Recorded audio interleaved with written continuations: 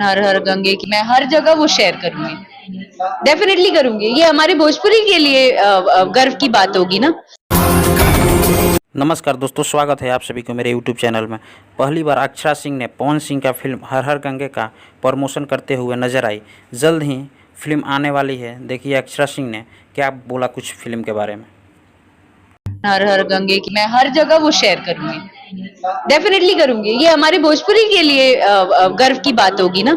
चाहे कोई भी एक्टर हो, अच्छी फिल्में, चाहे वो किसी भी कलाकार की, चाहे मेरी किसी से बने ना बने, मैं हर जगह वो शेयर करूंगी, डेफिनेटली करूंगी। ये हमारे भोजपुरी के लिए गर्व की बात होगी ना। जी हाँ दोस्तों, भोजपुरी में कुछ ऐसा देखने को मिला है। जब से पवन सिंह खेसारी लाल एक हुए हैं तब से भोजपुरी इंडस्ट्री में एकता देखने को नज़र आया है।